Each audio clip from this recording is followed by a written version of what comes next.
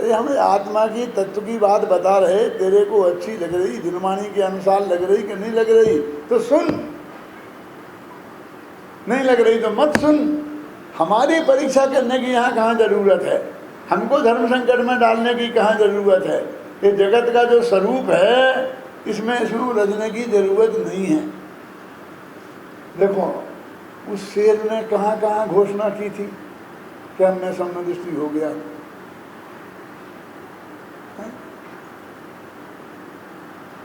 मुनिराजों को कहाँ कहाँ क्या क्या वो किया गया था। मैंने टोडरमल स्मारक भवन में जहाँ मैं प्रवचन करने के लिए बैठता हूँ, उसके इस हाथ के बगल में गुरुदेव का फोटो है ना, ऐसी जगह एक चित्र लगवा रखा है। उस चित्र में वही मुनिराज उस शेर को उपदेश दे रहे हैं और शेर के सामने मरा हुआ हिरण पड़ा है और शेर की आंख में आंसू हैं, ऐसा चित्र लगा है। बुद्धिपूर्वक लगवाया है मैंने वहाँ। मैं अपने विद्यार्थियों को कहता हूँ कि ये चित्र देखो, जब तुम किसी गांव में प्रवचन करने जाओ, परिसर में तो जाते ही है ना, सब 700 विद्यार्थी जाते हैं हमारे प्रवचन करने के लिए परिसर में, तो हर एक को ऐसा गांव तो मेरठ जैसा गांव तो मिलेगा नहीं, ऐसा पंडाल तो मिलेगा नहीं। कोई ऐसा भी होगा कि जिस गांव में 10 घर जैनियों के होंगे, जिसमें से 10 मेंबर प्रवचन में नहीं आते होंगे। तो तुम ऐसे गांव में जाओ तो दुखी मत होना कि मुझे कहाँ फंसा दिया। ऑब्जेक्शन नहीं करना कि मैं वहाँ नहीं जाऊँगा। क्या पता वहाँ कोई शेर जैसा श्रोता मिल जाए। उन मुनिराज ने ऐतराज नहीं किया था कि मैं इसको सब उपदेश नहीं दूंगा। पात्रों की कमी कहीं थोड़ी है, और इतनी बड़ी सभा में एक भी पात्र नहीं हो, हैं? सब गला पकड़ने वाले हों। ऐसा क्यों कहा, ऐसा क्यों कहा, ऐसा क्यों कहा। अरे ऐसा क्यों कहा हमसे क्यों पूछता है, ये तो तेरे को सोचने की जरूरत है कि ऐसा क्यों कहा। आचार्य उपाध्याय को क्यों छोड़ दिया। बैर विरोध होगा उनका, किसने छोड़ा है ये मालूम आपको?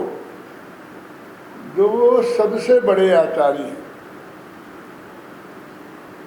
सबसे पहले जिनने जिनवाणी लिखी, कुंद कुंद से पहले भूतबली कुशदन, उनने ही लिखी है वो पंक्तियां जिसमें आचार्य उपाध्याय को छोड़ा गया है।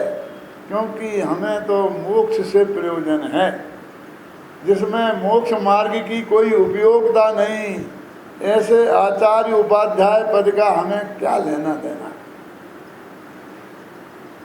वो हमारे लिए मंगल नहीं है, मंगल नहीं है, अमंगल है, ये मेरी कहने की हिम्मत नहीं है।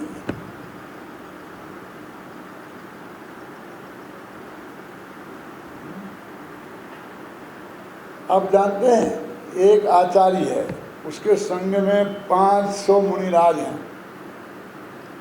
वो 500 में 500 को कोई केवल ज्ञान हो जाए और मोक्ष चले जाएं, लेकिन आचार्य नहीं जाते। अकेला इतना नहीं है कि मोक्ष के मार्ग में जरूरत नहीं है, बल्कि बाधक है। शास्त्र में लिखा है, इतनी बड़ी बात मैं बिना आगम के आधार के इस मेरठ की सभा में, जो क्रांतिकारियों का जन्म की भूमि है, नहीं बोल सकता। मेरठ में बोलने के लिए बहुत सोचना पड़ता है। क्या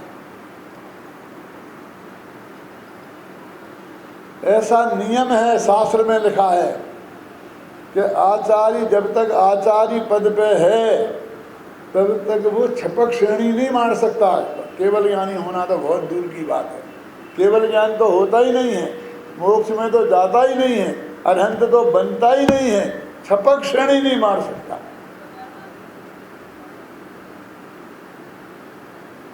और उसके कई शिष्य चले जाते हैं। क्यों? उपाध्याय भी ऐसे, आचार्य उपाध्याय बैठे रहते हैं, यानी स्टेज पे आचार्य उपाध्याय बैठे और नीचे सब साधु बैठे। उपाध्याय पढ़ा रहे, आचार्य समझा रहे, प्रशासन कर रहे, समझ गए ना। और नीचे वाले सब मोक्ष चले जाते हैं और स्टेज वाले बैठे रहते हैं। और नीचे वालों का नंबर आ गया उत्तम में, मंगल में और शरण में, और ऊपर वालों का नंबर नहीं आया। ये बात इसलिए भी समझना जरूरी है कि नीचे बैठे वाले सोचते हैं एक दिन ऐसा भी आएगा जब मैं भी ऊपर बैठूंगा।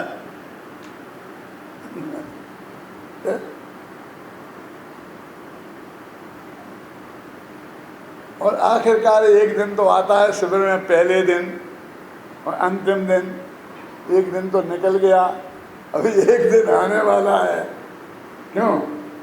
कि जब बहुत लोग ऊपर आएंगे। इतना बड़ा स्टेज काय के लिए बनाया? के लिए पंडित हुकुमचंद के लिए? जरूरी थोड़ी है। मैं तो कहा था सुमन प्रकाश जी से, ये सब विद्वानों के नीचे क्यों बैठा रहे, इनको बैठा लो बगल में, इससे जरा मेरी कुर्सी भी डटी रहती है, फिर थोड़ी ताकत चाहिए। फिर नहीं पंडित जी नहीं चाहिए, अच्छे लगते हैं नीचे, इनको सामने अच्छे रहते हैं। तो मैं रह गया। तो सोचना एक दफे मेरी बात, हर ऊपर आएंगे, एक एक आना ऊपर शुरू होगा, एक एक आना। मुझे ये डर लगता है कि नीचे कौन बैठेगा, सब ऊपर आ जाएंगे। तो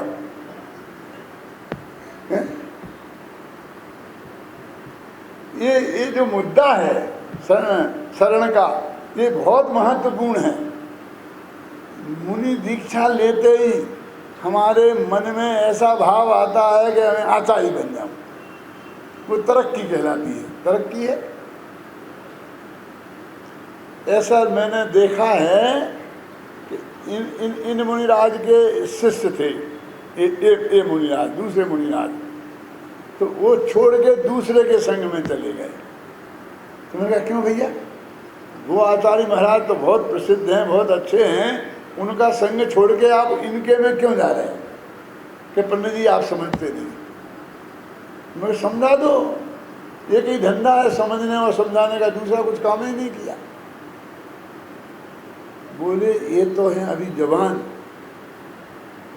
इनका 40 साल तक कुछ बिगड़ने वाला नहीं है।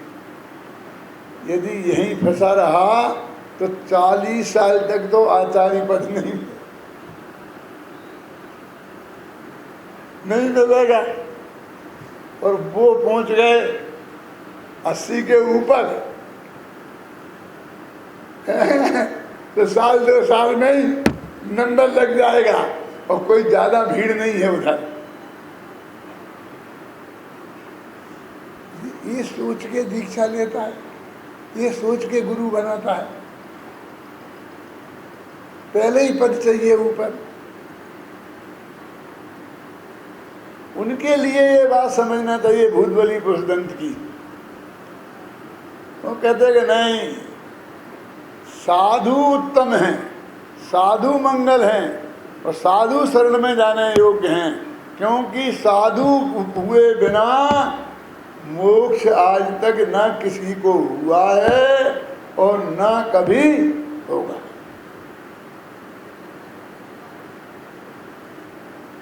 करना है ना। अब आचार्य क्या है? आचार्य है प्रशासन का पद, प्रिंसिपल, और उपाध्याय क्या है? प्रोफेसर, पढ़ाने का पद। ये दोनों पदों में माथे पे भार है, जिम्मेवारी है। और जिनके माथे भार, वे डूबे भव भार में, और हम तो उतरे पार झोंक भार को भाड़ में।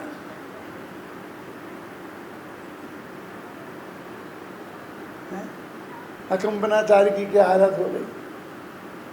अब वे श्रुत सागर भिड़ गए। उनने तो कही थी किसी से भिड़ना मत, ज़्यादा विद्वत्ता दिखाने की ज़रूरत नहीं है। हम तो समझाते हैं अपने 700 विद्यार्थियों को, क्यों कि भैया जाके कहीं झगड़ा नहीं करना, किसी की बुराई में मत पड़ना, लड़ना नहीं। समझाते कि नहीं समझाते प्रवीण? अब फिर कोई जाके भिड़ जाए तो क्या करे? भिड़ गए, शुद्ध सागर भिड़ गए।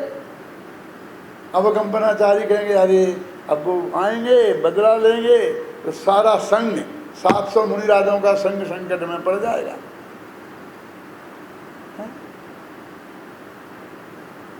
अब समझ लो कि आचार्य को कैसा लगा। और वे मुनिराजों को क्या है, उन्हें तो आत्म साधना करने बैठे हैं।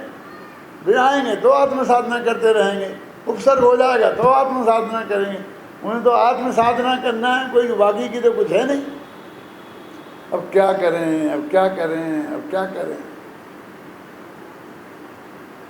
सुखसागर ऐसा अनर्थ हो सकता है कि गुरुजी आज्ञा, क्या आज्ञा है, हम आज्ञा क्या दें अब तुम ही सोच लो। वे आएंगे और सब पर उपसर्ग करेंगे। सोचो सोचो, श्रुत सागर थे, आखिर उपाध्याय थे, श्रुत के सागर थे। श्रुत सागर तो उनकी उपाधि थी, नाम कुछ और होगा। कि गुरुजी जहाँ वाद विवाद हुआ था मैं वहीं जाके खड़ा होऊंगा, वे उसी रास्ते से आएंगे तो जो कुछ उपसर्ग करना होगा मेरे पे करेंगे, संग बचा रहेगा। क्यों? मैंने ये कहानी लिखी है ना,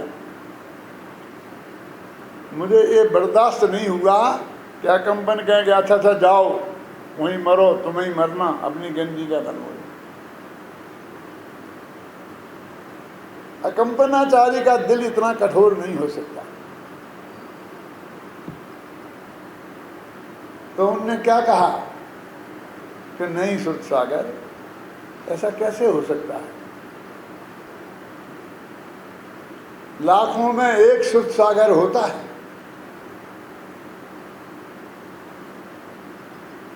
सामान्य तो सैकड़ों होते हैं। जैसे अपने भी 700, अपने उनके भी 700 मुनिराज थे, अपने भी 700 तो 700 में अच्छे टॉपर्स, बढ़िया विद्वान तो 10-20 ही है ना, जो नाम जिनका रहता है, जिनके नाम से जनता जुड़ती है। वे तो लिमिटेड ही हैं क्या नहीं है, पूरे 700 तो नहीं है। तो ऐसा उनमें भी होता है। उनने क्या लिखा है मेरी कहानी में, श्रुत के सागर ऐसे आसानी से नहीं होते। मेरा सबसे ज़्यादा प्रिय शिष्य श्रुत सागर को मैं मरने के लिए वहाँ नहीं भेज सकता। तो क्या करेंगे? कुछ सोचेंगे, लेकिन रास्ता कोई दिखाई देता नहीं। कि गुरु जी मैं आपसे आज्ञा मांग रहा हूँ और मैं जाता हूँ। अभी उनने ये नहीं कहा कि आप मुझे आज्ञा दे दो तो मैं जाऊंगा, क्योंकि आज्ञा तो नहीं देंगे। अब मैं जाता हूं और ये दंड मुझे उचित लगता है, मैं इसे स्वीकार करता हूं। तथास्तु, बस उन्होंने इतना कहा कि जाओ, और वो चले गए। मेरे कहने का मतलब दो पे ही रहा ना भार, आचार्य पे और उपाध्याय पे। साधु तो अपने मंगे, जब हो बस आत्मा में लगे। उस वक्त किसी साधु को केवल ज्ञान भी हो सकता था, बीच में मोक्ष भी जा सकते थे, नहीं जा सकते थे ना। तो ये आचार्य और उपाध्याय व्यवस्था के पद हैं। इन व्यवस्थापकों का कल्याण कभी नहीं होने वाला, नाराज मत होना। मैं क्रमबद्ध पर्याय के मामले में कहा करता हूँ कि सबसे पहले बात क्रमबद्ध पर्याय किनकी समझ में नहीं आएगी, तो पहला मेरा जवाब होता है कि इन व्यवस्थापक नामक प्राणियों की समझ में कभी क्रमबद्ध पर्याय नहीं आएगी। ये खतरनाक बात है भाई साहब, क्योंकि व्यवस्थापक ही तो बुलाते हैं हमें, देही तो हमारी व्यवस्था करते हैं, ठहरने की, खाने की, पीने की, उठने की, बैठी। उनसे बैर विरोध लेना अच्छी बात नहीं है क्या? क्यों नहीं? क्योंकि इन व्यवस्थापकों को एक अव्यवस्थित जगत चाहिए जिसकी वे व्यवस्था करें। यदि जगत व्यवस्थित है जो कर्मबद्ध पर्याय कहती है, तो इनका क्या काम? नहीं है समझ। उदाहरण से समझाना पड़ेगा। मेरा प्रवचन हो रहा है, आप सब लोग शांति से सुन रहे हैं, कहीं सुई का नोक गिरे तो भी आवाज़ नहीं आए, इतनी बढ़िया। अब इसमें व्यवस्थापक का क्या काम है ना? अब थोड़ी गड़बड़ हो है? तो मेरा प्रवचन बंद हो जाएगा, व्यवस्थापक महाशय आ जाएंगे। मुझे कुछ ज़्यादा मालूम नहीं है यहाँ कौन है व्यवस्थापक, घबराना नहीं है ना। आएंगे, स्पीकर उनके हाथ में हो जाए, सब लोग चुपचाप शांति से बैठे। यदि किसी ने गड़बड़ की तो मुझसे बुरा कोई नहीं होगा, कि तुमसे बुरा है भी कौन? वॉलंटियर निकाल लो बाहर। ये व्यवस्थापक का काम कब शुरू होता है? जब अव्यवस्था होती है, और जगत में अव्यवस्था हो ही नहीं तो किसी को पता ही नहीं चलेगा कि इनका व्यवस्थापक कौन है। और अव्यवस्था हो तब वो उधर आएगा तो मालूम पड़ेगा कि इन लोगों में प्रमुख व्यक्ति कौन है। प्रमुख माने राम जी भाई कहा करते थे, गुजरात में प्रमुख बोलते हैं, अपने अध्यक्ष बोलते हैं ना, वहाँ प्रमुख बोलते हैं। तो बोलते हैं परमुख, जिनका मुख पर की तरफ है वे प्रमुख, और आए अपने सम्मुख। साधु होता है सम्मुख, आचार्य उपाध्याय होते हैं प्रमुख। साधुओं में भूत बलि पुष्पदंत ने उनकी 2 की छुट्टी कर दी।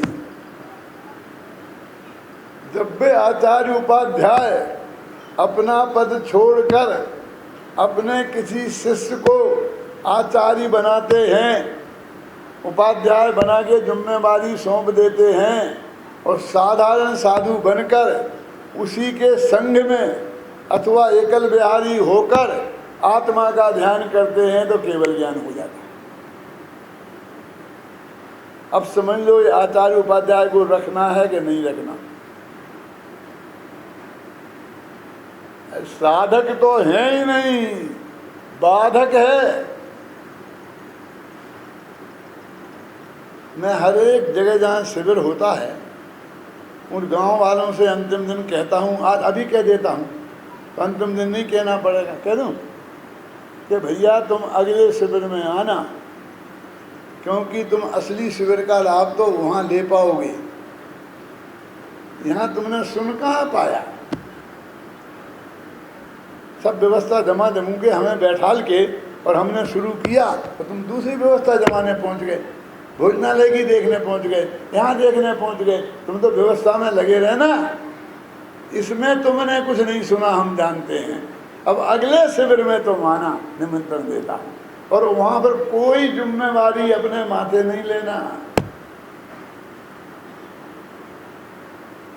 क्या अपने माथे जिम्मेवारी ली तो फिर गए, फिर अगले शिविर में आना पड़ेगा। अब हम सोचें गहराई से, क्या हम साधु आत्मा घर को छोड़कर साधत निज आत्म सदा ज्ञान ध्यान लवलीन, जो निरंतर अपनी आत्मा की साधना करते हैं और ज्ञान ध्यान में लीन हैं, वे साधु हैं। ये साधु की परिभाषा है, ज्ञान ध्यान लवलीन। उसमें भी लिखा है ज्ञान ध्यान तपो रखता तपस्वी सा प्रशस्यते। बस ज्ञान माने स्वाध्याय और ध्यान माने आत्मा का ध्यान। ये 2 काम हैं, और तीसरा जिसके पास काम नहीं उसका नाम है साधु। साधत निज आत्म सदा ज्ञान ध्यान लग लीन। अभी हम सारी दुनिया का बोझ अपने माथे पर ले लें, जरा विचार तो करोगे। आचार्य महाराज ने सिर्फ थोड़ा दीक्षा देने का काम अपने माथे लिया था, और उपाध्याय महाराज ने सिर्फ जनागम पढ़ाने का माथा पर अपने जिम्मेदारी ली थी। कितना बढ़िया काम था। उतने से उनको मोक्ष मार्ग मोक्ष में प्रतिबंध लग गया।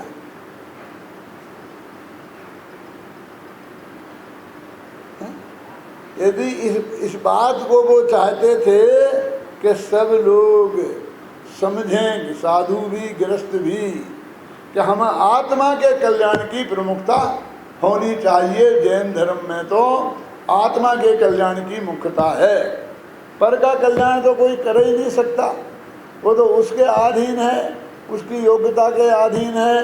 दूसरा व्यक्ति तो निमित्त मात्र है। ख्याल में आया ना?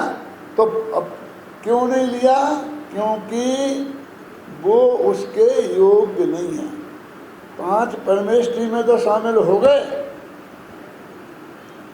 लेकिन उन्हें मंगल नहीं माना। मंगलमय मंगल करन वितरण, उन्हें उत्तम नहीं माना, सेकंड नंबर पर डाल दिया, फर्स्ट में। और उन्हें शरण में जाने योग्य नहीं माना। अब प्रश्न खड़ा होता है कि ये तो अन्याय है, ऐसा हो सकता है? क्यों?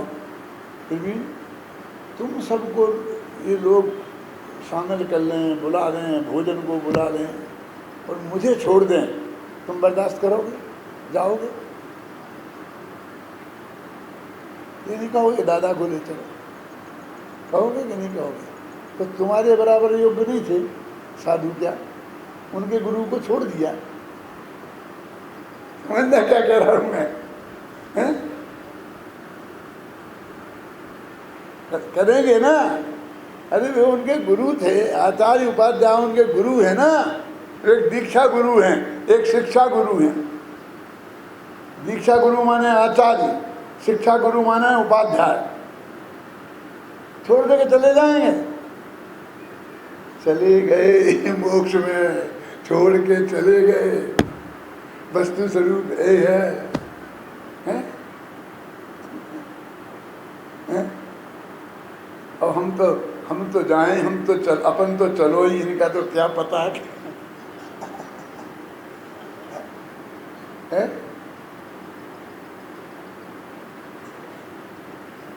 तो कहते कि नहीं पंडित जी, अब जो बहुत हो गई, हाथ जोड़ते हैं हम आपके। अब उन्हें आप आचार्य उपाध्याय को भी उत्तम मंगल और शरण में शामिल कर लो। ये बात ज़्यादा चलेगी नहीं, मेरे हाथ में है क्या? वो तो भूत बली पुष्पदंत 2000 वर्ष पहले लिख गए। मैं तो उसका अर्थ कर रहा हूँ, मैं अपनी तरफ से थोड़ी कह रहा हूँ। मैं तो ये कह रहा हूँ कि उनने ऐसा क्यों किया, वो बात समझा रहा हूँ। कि नहीं, सुमन प्रकाश जी कह रहे कोई रास्ता निकालो, बंदी निकाल लेते। उन्हें साधुओं में शामिल कर लेते हैं। किनको? आचार्य उपाध्याय को तो आ गए थे, निकले तो नहीं। नमो लोये शब्द साहूनम में उन्हें शामिल कर लेते हैं। इन्होंने कहा ठीक है, आपने कोई रास्ता निकाला, लेकिन आदि से बोलता है कि नहीं पंडित जी नहीं चलेगा। ऐसा कहीं होता है? आचार्य को साधु में शामिल करिए। अरे साधुओं को आचार्य में करो तो करो, आचार्य का नाम स्पष्ट उल्लेख होना चाहिए।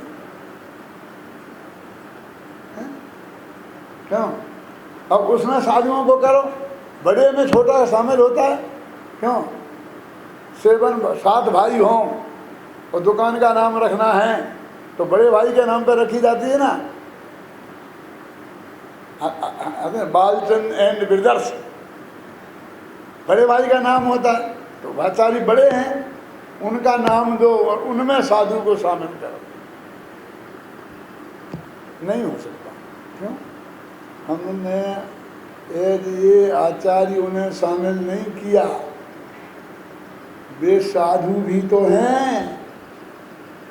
आचार्य के 36 गुण उनमें हैं, उपाध्याय के 25 गुण उनमें हैं, और मुनियों के 28 मूल गुण भी तो उनमें हैं। वे साधु हैं, उसे उन्हें एज ए साधु शामिल किया, एज ए आचार्य नहीं। आचार्य को तो नहीं, उनको कोई कंसिडरेशन नहीं। सच्ची घटना है, मध्य प्रदेश के मुख्यमंत्री सुंदरलाल पटवा थे, वे श्वेतांबर जैन हैं। सच्ची घटना है। अमेरिका में उनके भाई रहते हैं, और पिट्सबर्ग एक जगह है जहाँ जैन और हिंदू मंदिर एक साथ है, और उसका नाम है जैन हिंदू मंदिर। जैन नाम पहले है, बता रहा हूँ मैं आपको, जैन हिंदू मंदिर, हिंदू जैन मंदिर नहीं, जैन हिंदू मंदिर है। वहाँ हमारे जैना का कन्वेंशन था, 10,000 लोग इकट्ठे थे, इंडियंस, जैनिज्म में ज़्यादा थे। जब ये मुख्यमंत्री थे यहाँ, तब उन लोगों ने, उनका भाई उस गाँव में था, तो इन्हें ये मुख्य अतिथि उधर निमंत्रण दिया, इनने मंजूर कर लिया। अब वो 6 महीने बाद फंक्शन था, वो 6 महीने बाद फंक्शन था, तो 6 महीने में इनके मुख्यमंत्री मिट गए। अब क्या दूसरा आ गया। सच्ची घटना है। लेकिन वो पटवा जी, उनकी रिश्तेदार थी, लड़की भी वहाँ थी, भाई भी वहाँ था, तो वो गए, वहाँ गए उस फंक्शन में, वहाँ गए। मैं भी गया ही था, मैं तो हर साल जाता ही हूँ। मैं उनके 14 फंक्शन आज तक हुए, मैं 14 ही में हाजिर रहा। 10-10 हज़ार लोग इकट्ठे होते हैं जैना के। मैं और पटवा जी ऐसे बगल में ही बैठे थे स्टेज पर, तो सब लोग बोल रहे थे भूतपूर्व मुख्यमंत्री, भूतपूर्व मुख्यमंत्री। तो उन्हें अच्छा नहीं लग रहा था। क्या कहें? तो उनका जब भाषण हुआ तो उन्होंने जो कहा वो मैं आपको सुना रहा हूँ। वो पटवा जी भी अभी जिंदा होंगे, और उनसे आप पूछ सकते हो जाकर के। क्यों? तुम तो जानते हो ना मुकेश। उनने कहा, भैया मुख्यमंत्री मुख्यमंत्री भूतपूर्व क्या लगा रखा है? मैं जैनी भी तो हूँ। ये जैनियों के सम्मेलन में मैं जैनी के रूप में नहीं आ सकता। जैसे तुम साधर्मी हो, ऐसा मैं भी एक साधर्मी हूँ।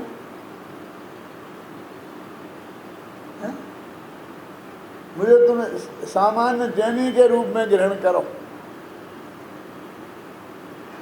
अब जब मुख्यमंत्री होते हैं तब तो लोग मानेंगे ही नहीं, लेकिन अब हमने छुटकारा मिल गया, तब भी तुम भूत भूत क्यों बना रहे हैं? मैं जैन समाज का एक अंग हूँ, और इस हैसियत से मैं यहाँ आया हूँ। मुझे ये पसंद है, वे आचार्य महाराज जिनको अपन ने शामिल किया ना अभी, किनमें? साधुओं में, तो वे भी कहते आचार्य आचार्य आचार्य क्यों कहते हो? मैं एक साधु भी तो हूँ, मैं तुम में एज ए साधु शामिल हुआ हूँ, एज ए आचार्य नहीं। थोड़ी बारीक बात है, समझ में आ गई होगी ना कि मैं शामिल हूँ यहाँ पर काय में? उत्तम में, शरण में और मंगल में। मैं एज ए साधु शामिल हूँ,